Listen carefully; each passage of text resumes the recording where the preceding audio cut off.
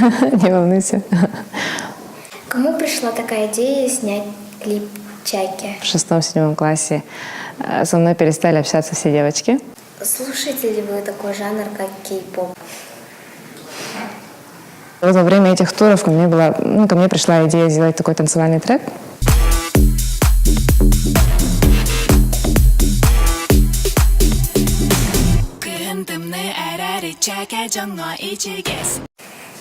Какое у вас было детство? Детство у меня было очень насыщенное.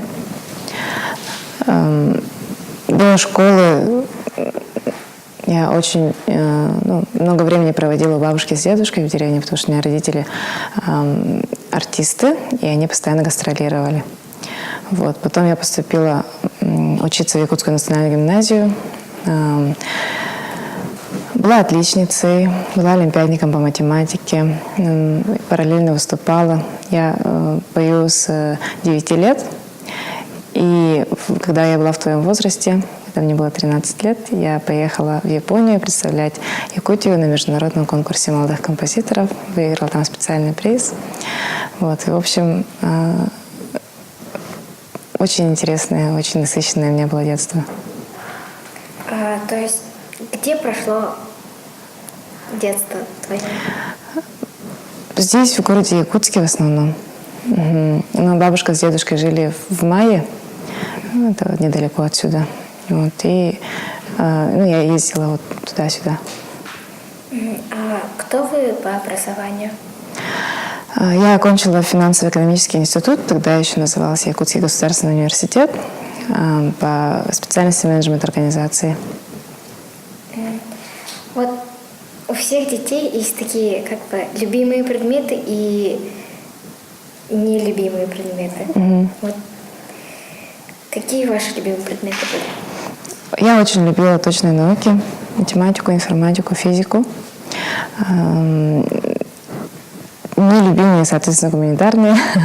История, география у меня с памятью очень плохо. Я вообще начала писать песни, потому что не могла запомнить стихотворение. Я когда учишь стихотворение и не можешь запомнить, когда начинаешь его петь, то оно как бы быстрее запоминается. Поэтому я от безысходности начала писать песни. Вот. А такая информация, которая мне завтра не пригодится, я ее, к сожалению, забываю очень быстро. Поэтому всякие даты, даты, имена, истории, например, да, или там какие-то города в географии, это все мне очень тяжело давалось и очень сложно запоминалось. Вот. А когда начались первые успехи? Там сольный концерт, первый клип? Вообще я песни пишу первые песни написала в 7 лет.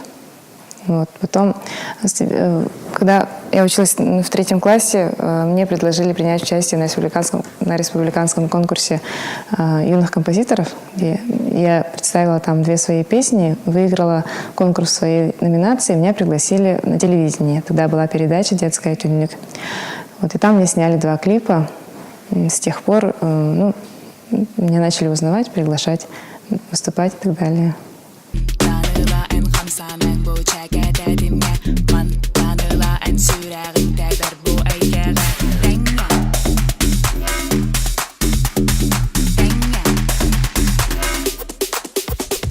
Вот у вас очень много песен про любовь, да? И то есть как вы познакомились со своим мужем? У меня есть свое кредо, я про личную жизнь не рассказываю в интервью. Хорошо. Какая у вас самая популярная песня? Я не могу так ответить, наверное, потому что, это зависит от времени. То есть, когда я выпускаю песню, ориентируясь на то, что песня должна стать хитом, то она становится хитом в определенном промежутке времени, потом выпускается новая песня и так далее. Поэтому я не могу назвать самые популярные, наверное. Наверное, за меня могут ответить зрители, слушатели. Вот как вы справляетесь с популярностью? Как это? Сейчас есть такое понятие, как хейтеры. И как вы к ним относитесь? вообще, на самом деле, количество хейтеров указывает на уровень популярности. Вот, у человека такая психология, да, что когда, как сказать, когда ему нечему завидовать, да, то значит, этот продукт он особо таки не интересен. И если, допустим, ты что-то делаешь публичное, и если там нету хейтеров, это значит, что продукт не интересен. Что его можно только «Эйчи, молодец», типа хвалить, ну хорошо, молодец. А если продукт делается с какой-то претензией, с каким-то, как сказать, если он обречен на популярность, то можно смотреть по реакции хейтеров. Если хейтеры начинают хейтить, это значит, что что-то будет интересное. Сколько всего у вас песен и клипов на счету? Ой, я давно не считала. Песни я пишу уже больше 20 лет. И их, наверное, накопилось около 200. Ну, в общем, я давно их не считала. А клипов, где-то в пределах 10, наверное, тоже. Какой ваш музыкальный вкус? Я считаю, что нет плохих жанров вообще в музыке. В любом жанре есть хорошие образцы, есть плохие образцы. Но вообще я сама слушаю больше электронную музыку. Назовите тогда топ-5 групп или исполнителей. Топ-5, да? Которых я слушаю, да? Да. Так, хорошо. Это Prodigy, Linkin Park, Pendulum, Земфира и... Так, кого бы еще назвать?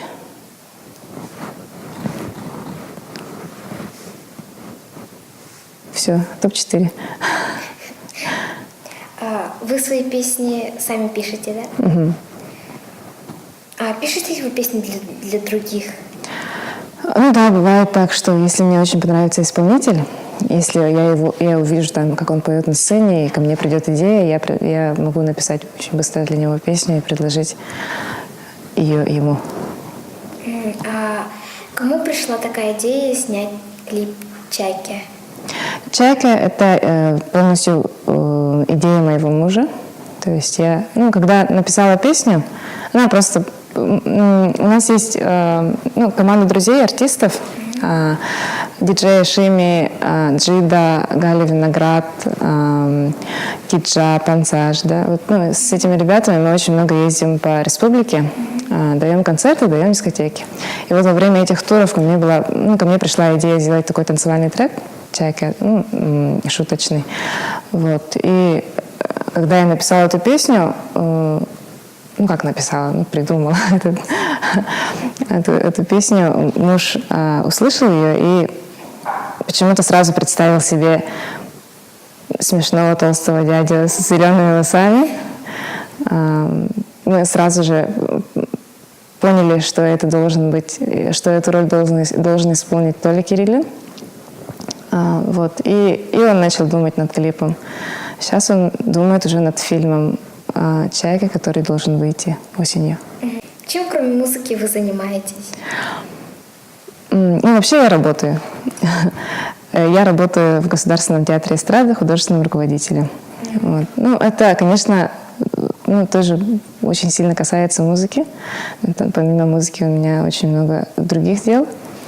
А на хобби у меня времени не остается. Но, тем не менее, я люблю путешествовать по земле. Вот в каких точках мира вы были? В основном так получается, что я езжу в Юго-Восточную Азию, Корея, Китай, Таиланд, да.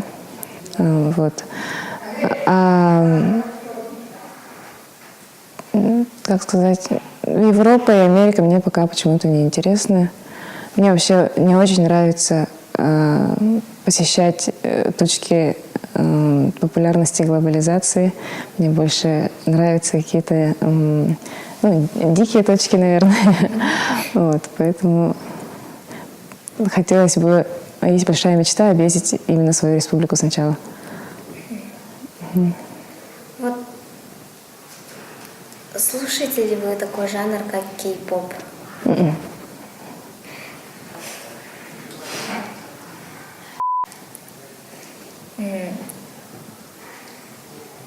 Вот.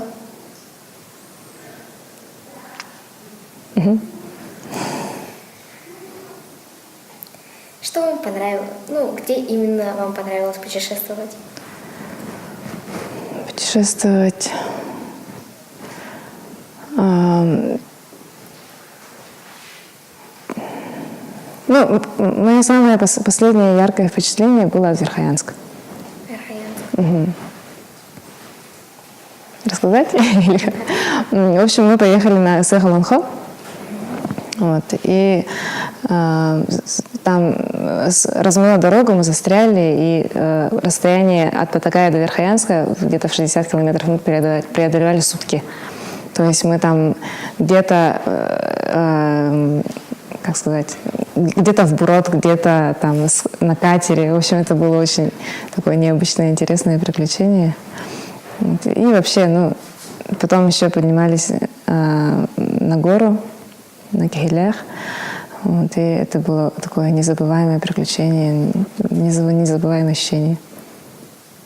Вот на Сехи Алунхо вы там выступали или просто? Мы выступали, да. Понравилось?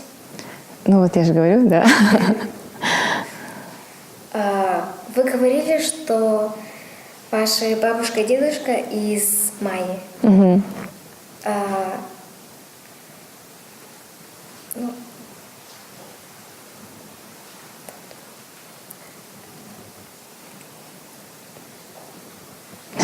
Не волнуйся.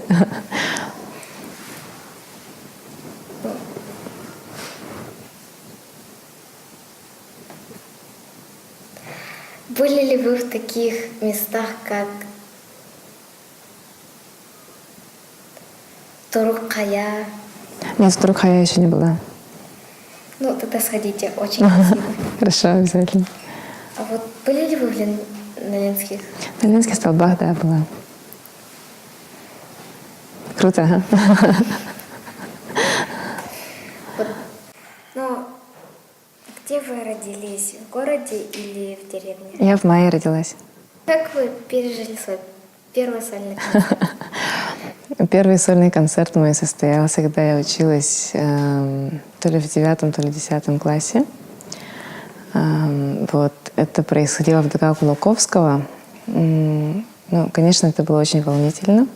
Я выступала весь концерт не одна, а были артисты, которые исполняли мои песни. Вот. И, ну, конечно, это было очень волнительно, но так как у меня родители артисты, в принципе, они меня очень хорошо настроили. Так что все было неплохо. Разве что... нет, это не про тот концерт. В общем, в 2003 году у меня состоялся второй концерт. Или в 2002. Ну, где-то там, я забыла. Ага. И там во время концерта по всему городу ушел свет. Сидит полный зал, идет концерт и гаснет свет, в общем. У народа паника. Сотрудники театра оперы и балета, в котором шел концерт, они быстренько достали такие бутафорские свечки, разложили их по сцене. У нас немножко появился свет, меня подсветили фонариком. И мы начали... Ну, там стоял рояль еще, и мы начали продолжать концерт акапелла. И он так продолжался 40 минут. Потом, когда мы решили, ну все, видимо, свет не придет, давайте споем финальную песню. Посреди финальной песни пришел свет, и мы продолжили концерт. Это, конечно, был тоже незабываемый опыт. Как отреагировали ваши одноклассники, друзья на то, что вы стали певицей? Ну, скажем, неоднозначно. Где-то тоже в подростковом возрасте, в 6-7 классе, со мной перестали общаться все девочки. Вот. И, в общем, это, наверное, до класса 9 продолжалось. Я до сих пор не знаю, почему, но, наверное, это как-то связано с песнями. Не знаю. Вот встречались вы, вот, типа, встречи одноклассников? Ну, изредка бывают, ага. Ваши школьные дни, они для вас обходились трудно? Ну, конечно, вот в тот период, когда со мной не общались, это было, конечно, сложно. Я не хотела идти в школу каждое утро, ну, были такие моменты. Вот. Но я любила учиться, в принципе, и поэтому как-то, ну, в общем, я больше ударилась, наверное, в учебу. Вот. И такой дух соревнований еще присутствовал постоянно. Городские, республиканские олимпиады по математике. И это, наверное, как-то меня, ну, добавляло характера. Бывали ли у вас творческие кризисы? Да, творческие кризисы бывают, конечно, как у каждого человека. На самом деле творчество происходит, когда есть какие-то проблемы. Когда все хорошо, ничего не творится. Поэтому это такой тоже момент. Иногда творческий человек сам себя загоняет в какие-то проблемы для того, чтобы начать дальше писать, ну, дальше творить.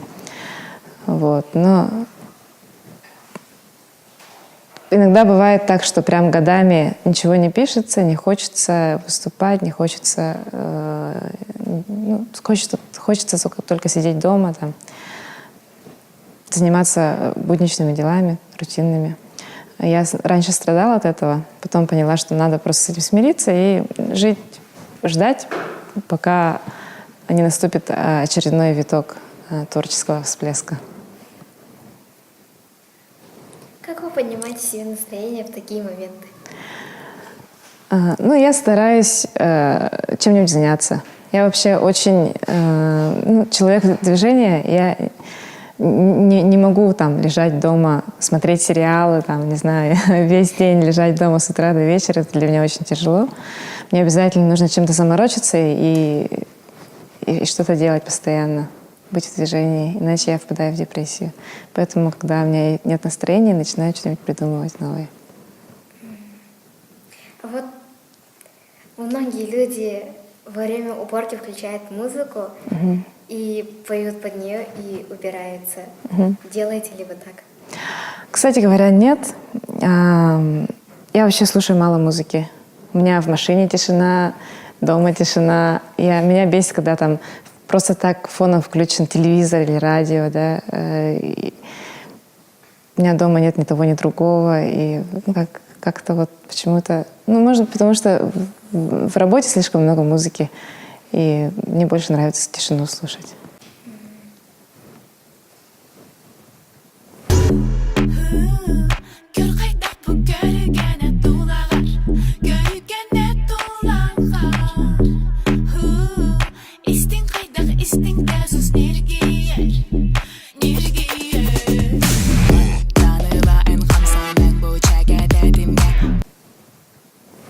На семейных праздниках просят ли вас что-нибудь спеть?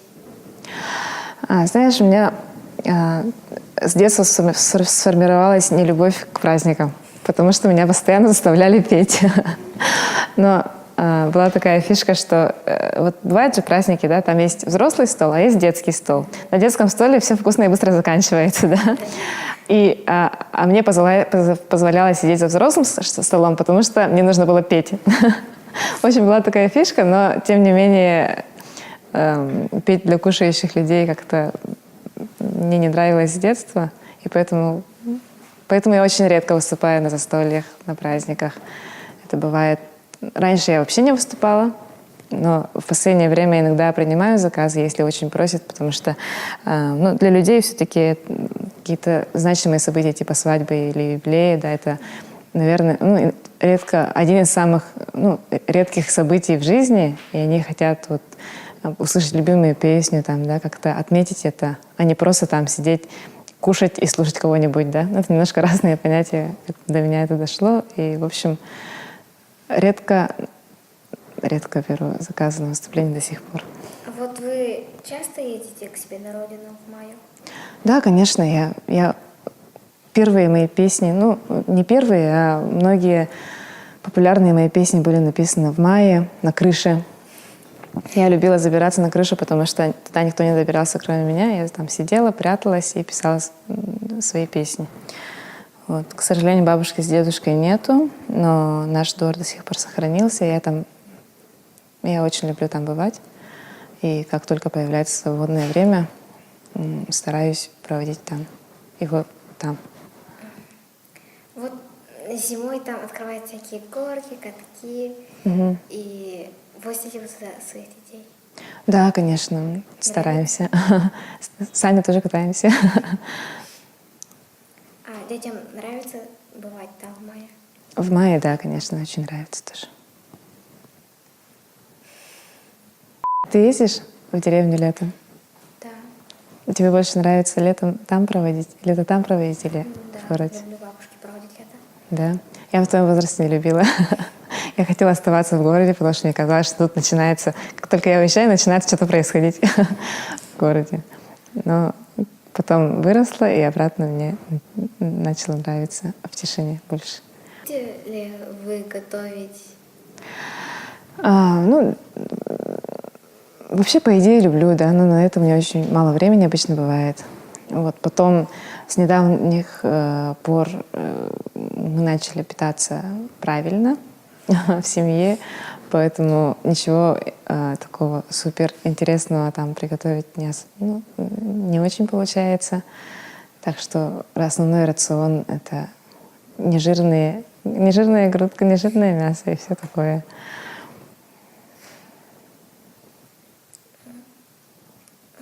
Были ли у вас такие мысли, как переехать в маю? Иногда бывает, да. Иногда я устаю от суеты, мне хочется больше тишины, хочется переехать, но я потом понимаю, что моя внутренняя белка меня все равно обратно привезет в город. Хотите ли переехать в Москву или в Нью-Йорк?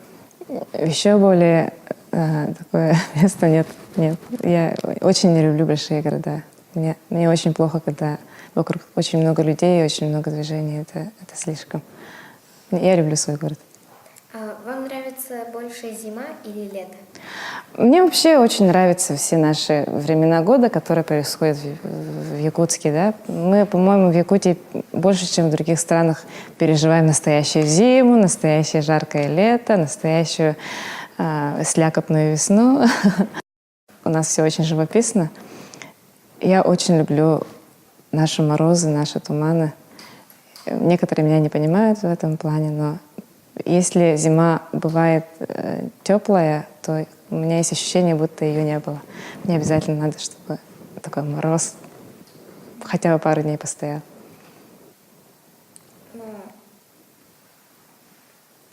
Вот дайте советы молодым людям, которые ищут себя, занимаются творчеством. Ну, в первую очередь хочу отметить, что надо стараться не быть на кого-то похожим. Вот, потому что все известные творческие люди, да, они известны именно своей индивидуальностью, своей личностью и такими качествами, которых больше нет ни у кого. Вот очень много людей, например, певцов, они начинают петь, подражая кому-то, да, но на самом деле никому не нужна там вторая Алла Пугачева, там, не знаю, 35-я Кристина Агилера. Это утопия. Нужно всегда искать себя самого и не бояться. Спасибо за то, что пришли к нам. Приходите к нам почаще. И мы приготовили для вас вот такой подарочек. Ух ты, это что? Спасибо. Это ручная работа? Да. Вау! Это сережки. Какая камера меня тут видит? Клево, спасибо большое.